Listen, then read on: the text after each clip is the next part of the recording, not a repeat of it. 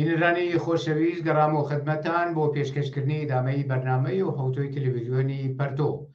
لەم بەشە لە بەرنامە هاوڕێ ئیسماعیلی وەیسی ئەندامی کۆمیتەی کوردستانی حیزبی حکمەتی ئیسمان لەگەڵا قسەباسەکەین سەبارەت یا چاوێک دەخشێنی بەسەر ڕووداوەکانی کوردستان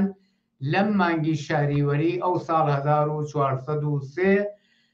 پێشەوەی پرسیارەکانم ماراستە بکەم. هاوڕێ ئیسماعیل بۆ ئەوەی مطمئین بین لە دەنگ ئەگە دەنگی من زۆر خۆشاتی بۆ ئەم بەشە لە بەرنامەی ڕۆی تەلەڤیزیۆنی پەرتۆ. سپاس بۆیەوە کەم وەختانی اختیام ناکات ڕێزی وەختامیش بۆ بینان لەگەڵ تەلەڤیزیۆنە پەرتۆ فەرمونە خزمەتان. زۆر سپاس بۆ تۆش. هاوڕێ ئیسماعیل وەکو بۆ خۆت ئاگاداری و ئیشارەم پێکرد باسی ئەو ڕۆمان لەگەڵ تۆ چاوخشانێکە بەسەر ڕووداوەکان و مهمترین ڕووداوەکانی جامعەی کوردستان لە شاریوەری ئەو ساڵە ساڵی 1403 لە دووەمین ساڵگەردی کوشتنی مەهسا ژینا ئەمینی و پەرەسەندنی جوڵانەوەی شۆڕژگێرانە لە سەراسەری ئێران. ئەگەر تۆ ئیشارەیان پێ بکەی ئاماژە بە کامانە ڕووداوی مهمەکەی ئەم ساڵ ئەوزا و ئەحواڵ کولەن لە ئێران و کوردستانە چۆن بوو؟ ئایا لە ئەبعادی ئیجتیماعی و بە تەوری عەلەنی ئێعترازاتی دوودەیی لە ڕێزگرتن لە یادی مەهسا چۆن ئەبرازی وجودی کرد؟ ئەگەر بووە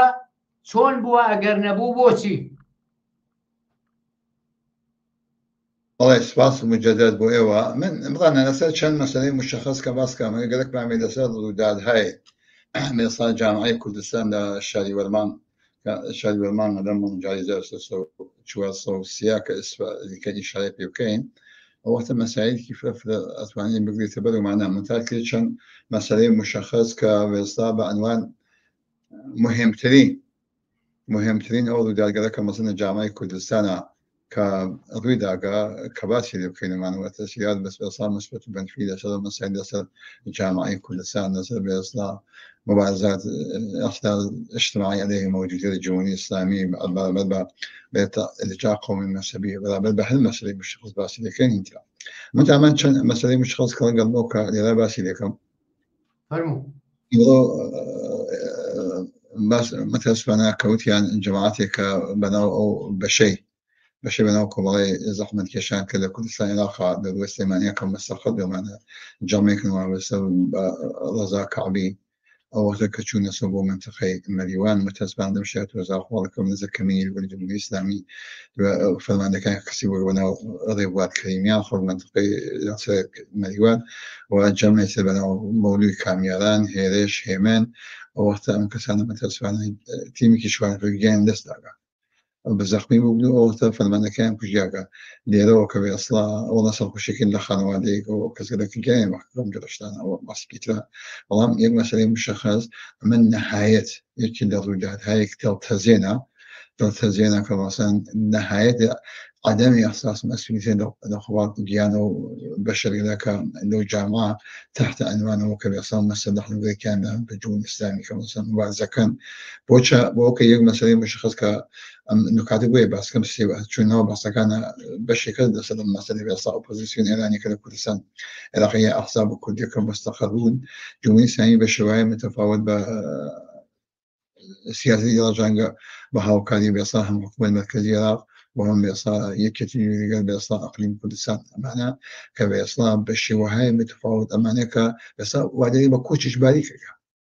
كوش يعني كذا أو دخل أصداء يعني كذا دويتو أنواع صنف شيء وينها ويقلم ما بتنوع أو أحسب ولا أعرف سمدي من جلاني كنيو كم مسلحنا ما جد وهيج بإصلاح ودي سيسالة هيج عمليات كم مسلح هون داخل إيران أنجام ذاك بيصيروا كجلاني كسياسي وجلاني كي بيصير أوبوزيشن فقري وعدي السياسي مدني خماني سياسي اجتماعي يوم بيرشنا بيصير أو فشل هاورنا أو زاحول مشتاق بنوعي أمنيتي شان كذا خطير معنا كوتش إجبارياني عندك أنا رغم كره بلا خد أستاذ ما يقولين هيش نبغى لو وصل مثلا شد بنجاي كلمة دينا درجة جزء من شو نزشوني كترو أو خبلنيش كأواب وما أدوكا كمان قرأوا يقدر كتباس كان زين شنا بنوع عدم إحساس مسؤوليتي أو إحساس بجليناتك هي يعني نسبة بيجانو كسانيكا بعنوان أعزائي كادري يعني بصان في مسألة يعني كده أدوكا كان كصالح صار بيصاب بنا شارع بناشنا ما نسوي كبسا جمهورية الإسلامية وداني كبسا شفنا نوع بسا ودوجا يكون جلستنا حتى يك مثلا بيجن أو يك مثلا يك ملاحظ مثلا بالشخص الجامعة ما نازنين ليش شو نكاكو سدم كده كأنه مثلا عبودين أو تقولوا كان ما كبورا قاسو كبسا جيب جلستنا نشري سيبوا نشري وين السبب مثلا بيصير مثلا إيش شربوا أم جلستنا والله شو نقول لك شو كمان تعين معنا كذا أمنية كمان هو معنا بعرس والله أما لو مثلا والله لنهاية عدم إحساس مسؤوليتها بالنسبة بس نريد أعين دي أو بشر كذا كان كيش نبوه بالعين كلام معناها كان يجي يسمع اللي كان نمونا كي مثلا ك يمرون تصفى عند منطقة سيانا و دائما نزيك شال مريوان وك فلان بوجا هو جماعة ثياتشون معنا كحتى برضه وك يعني مثلا شوني حتى عين بيت لكن كمينا ويا دانيش كان كمينا ويا دانيش وقتها كلير منهم متوخى أنا كان يتشكد إنه جلستنا وبسيط كل جواز بسيط كده وأنت أنا بعضنا خبرك إذا تغير واقعنا عدم أساس مسؤولية أو جرينا تبع المال الله بدي أساس معنا كان معنا كجمعك من وضع كعبي ومعنا هذه أساس عدم أساس مسؤولية بس مش أو بشر كذين كي هو شو جوابه من أو وضع واجه جيس ملينا عقلي هالوضع اللي كان يعني جامع أنا معنا نبتدي متى أبقى المسألة كان مسألة مشخص أغلب من مسألة كإشارة معك بس كم مسألة هنا بوكا هاد دا أمثال الشريعة معك مثلا دوني صار قد كشتنا مسايا جناء أمنية وبأخذ يودي تقينوي أو اختار دار ذاتي اجتماعية كلا كمينة دايش عليهم موجود في الجمهورية الإسلامية كجشت ما ديما كتبت مثلا على كيش بنوعي بشوية متفاوت أو خيز شيء انقلابية وسن يقولون الجمهورية الإسلامية هذا جريانيز أو وقت أحسن كما تبرر خينت وممكن والجمهورية الإسلامية مثلا أم مسألة واقفة وتحسوا وهمي كقلتي كمثلا بتواني كأجل جرياني بيتو كبتواني كمثلا سنبني كذا بيني وبينكم جلوس أنا أم دول خارج وفلان في سالي جو بين خارج الجمهورية الإسلامية هذا ما يحتاج تودي اجتماعية ساكنة جامعة والجمهورية الإخواتية سنبني مثل الجمهورية الإسلامية نسلي كبقول معلومتك لا شو هالشيء موجودة الجمهورية الإسلامية بالجنيات كن لزمان حاكم الجمهورية الإسلامية جودة وقن هذا الناس نسا أو تخواتي سنقول الجمهورية الإسلامية أعطاني مخبئ كبيني كمان أما الجمهورية الإسلامية أما مثلا زين مثلا عجابة كانت كسبت وكينيان كلها أو تواشق بالجمهورية الإسلامية تحمل بها ولم أستاني أما وزن أحوال الجامعة كل سنة شكلية من قبل وصلي متى مثلا مشخصة من دوسي فاق بالموقع لا صالقت محسا كشتن محسا ده بيسفنج الشاري ولا متاسفانا كبيصلا ببونيش شايد وزا أحوالي كي أمنيتي وآمادگی که از قبل كجمهورية سعيد بعنوان زلبيك بيشكيلند زلبيك بيصاب بعد ذلك بتواني فلاحين كاتم بيشتانا أو مثلا بيصاب خوي آمادگی که دو تو شاركاني كبيصاين ونظامي كي إعلام نشري رسمي لكل بيصاب قلنا خشبنا وتوصل كشو قولان وجادو من دولا بيصاتهم مستقل معنا وبنوعي فذاك اللي ضربوا وحشتي ينكدوا وبجامعي ما ينكدوا أولا مثلا كتواشاكين هل لسلدنا مزاحوة مشتاع هل الشنو لبوكان لمليوان لديوان دلا وتتابل ونويل قدوة لشاسنا وتتهيبهاي متوان الفعالين السياسيين الاجتماعيين معترضين عليه موجودية الجمهورية الإسلامية هل لمسلدنا مثلا الجمهورية الإسلامية كنت يعني بعدش يعني كزنداني كشمع هذا خان هذا هاي دات خاي كبيصابنا لكانيا لازال شو أسويك مثلا في أجل مثلا نموني كتيبي كبيرين ويكون نمادي مثلا بيصا حسن زادي بوكا لبوكانا كبديان كتيان زندانيان كد بعدش يعني كد واسطة دخيانا الفانية كبتواني وحشتي خال وحشتي خال كبنوعي بجامعة بيجي من آمادام وأو وزيته أو محافظة رهبرانا عملية كبصار يحتاج تودية سازماندية كان وقت كم شتات وزا حواليان دي مثلا كأوايا الجمهورية الإسلامية كمثلا أو أمادية سمنا تاكتيكان هالمجال تاكتيكان أو وقتا ناتواني ممكن نبو أنا أجاهنا كارين كهيج حركة أحتاجك تودي اجتماعي علني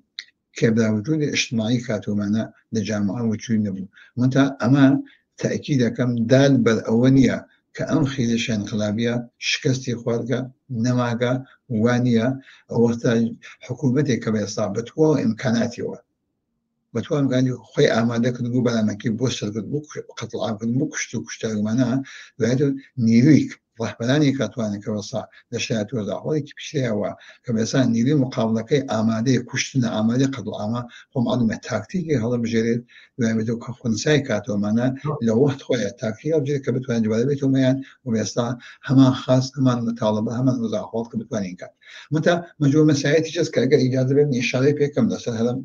زۆر کورت چون پرسیارە ترمە وەختەکەمان زۆر ئیجازەمان پێ نادا. مثلا مسألة بس تحمل كده مثلا مسألة حجاب لابد حجاب دو فاكتو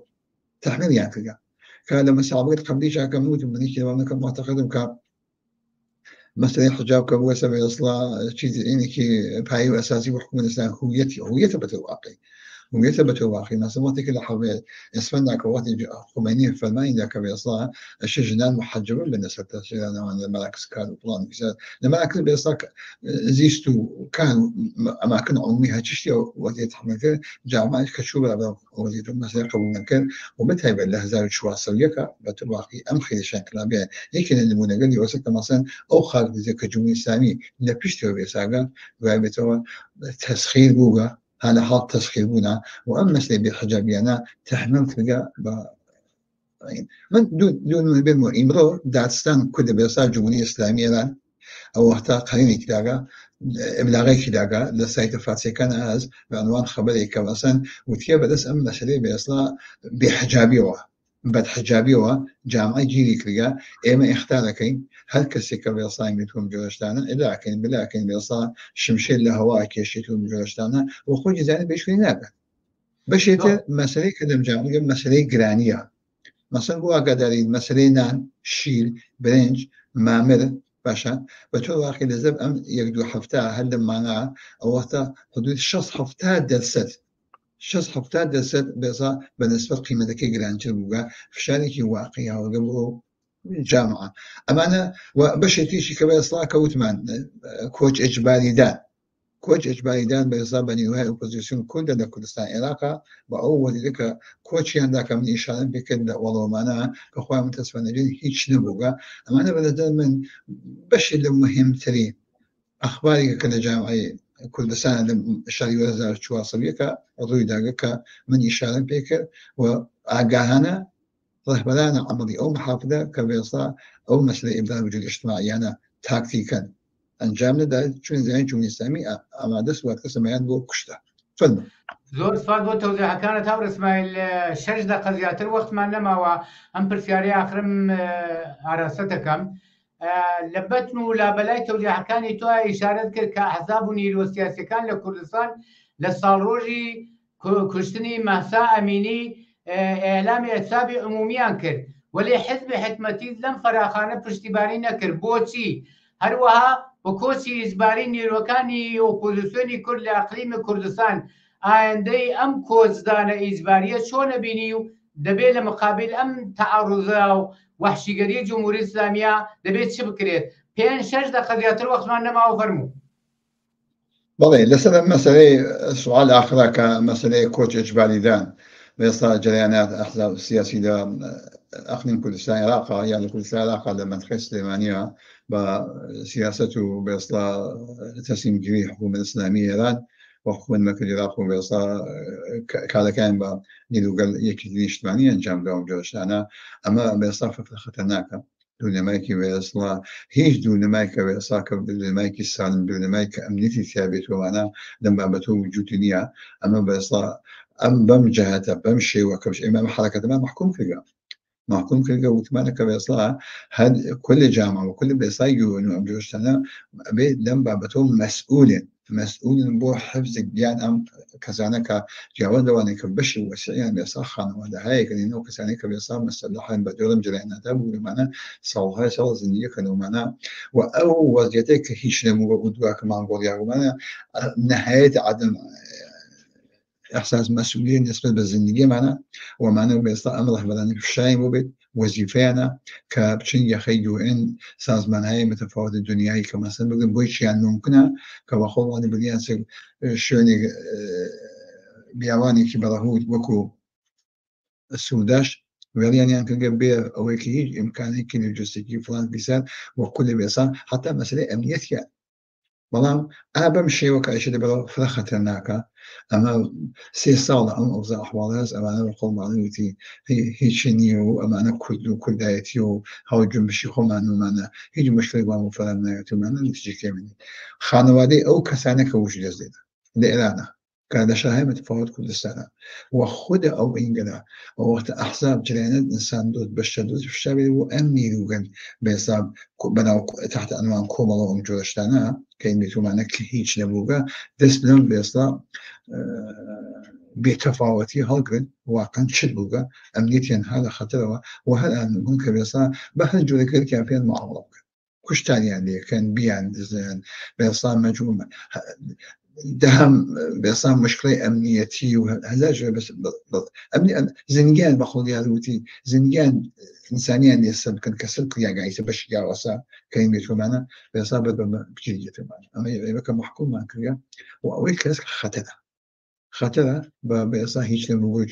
شيء متعدني أمنات ولا زوج بيزوج إنسان سوداش نعم مثلا كأولية مثلا كده أخرى كبيصير بس يعني وأو بيتفاوت في الجامعة جامعة كل سنة واني شاي من بيت وإذا بس نشوف نفتيان شوية تمثيلية وكل مسلكة هذا الجامعة إذا كانوا بيشتها كبيصير أمان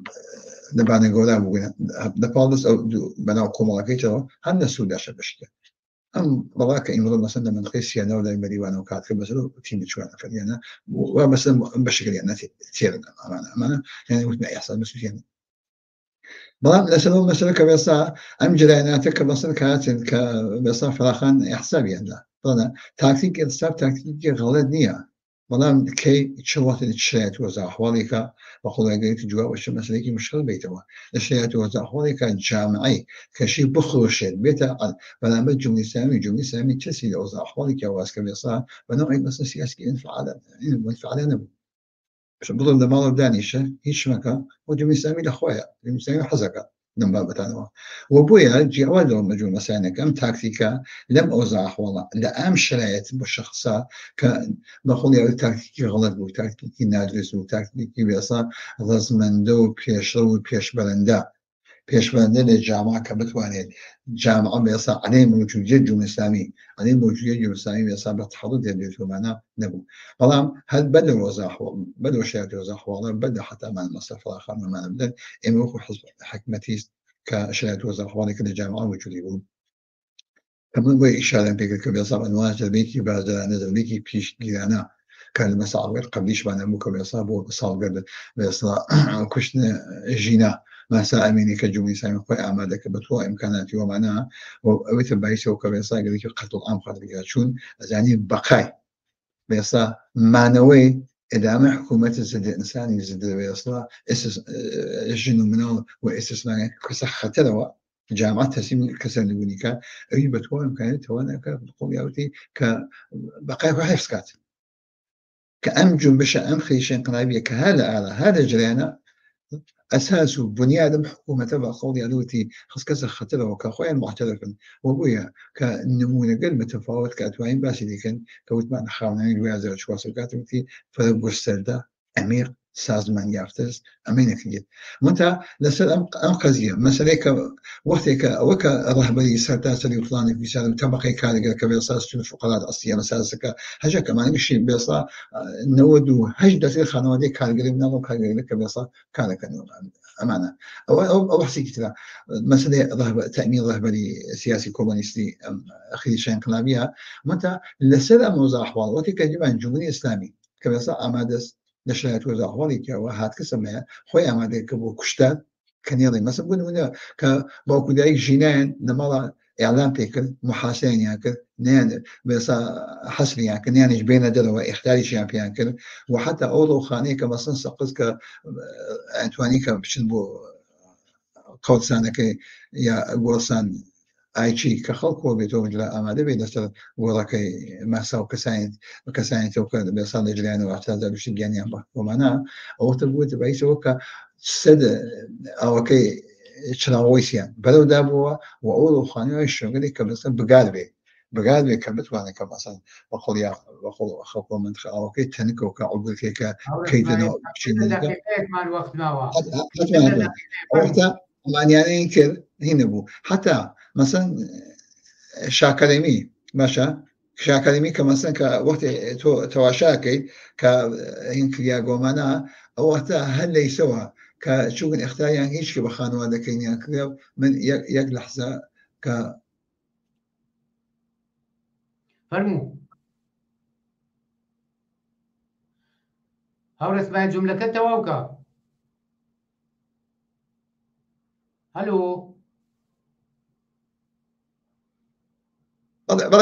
باشە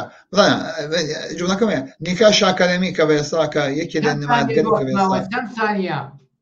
بەڵێ عەنێ جمهوری ئیسلامی بوو هەر لەیسەوە کە مەسەن کە نەیانن کە بشە خانوادەکەی کە كل مسيقى كمثلا بقول ثاني كي كويسلا منتهي ويتوم جلشتانا دو منطقة بس يعني جمهورية الإسلامية أو هاو وضعي كده شهادة وزحوالي كي أبو شيوا كمثلا تلاش كمردني إلى بعض إما قبل الكزاريمان ويا كحزب فلاخاني هيج نوع عملي كويسلا يبدأ وجودي على نيرو بالجامعة ده وتكفيك يدرسه بموقبه كبيصلا كينكليا وبيا اللي تبعت المسألة هي نشاء بعد ما تكفيك يضز من البلد والله عليه أو مسألة فلاخاني أصلا مش ده كل سنة قسمانك من تاب اشتوانيش ما نكده ونشي باي خذيشون تكفيك بيصلا ضز من دو بيشرو كجامعة بتحضر دبري نبو ومن يبان جوا مسؤول كاني ودايته زور سپاس بۆ تەوزیعەکان و پۆزش لەلایەن بینەرانەوە کە چەند سانیە مەکسێک کەوتە ناو بەرنامەکە کە زۆر توولانی نەبوو زۆر سپاس بۆ تەوزیعەکان و بەشداری لەم بەشە لە بەرنامە ڕۆی تەلەڤیزیۆنی پەرتۆدا هاورە اسماعیلی وەیسی سپاس بینەرانی عەزیز و خۆشەویست هاتینە کۆتایی ئەم بەشەش لە بەرنامەی ڕۆی تەلەڤیزیۆنی پەرتۆ داوات دەکەم بینەری ئیدامەیی بەرنامەکان بن لە هەر کوێهان خۆشی و سەڵامەتیتان ئارەزومانە شاد و سەرکەوتوو بن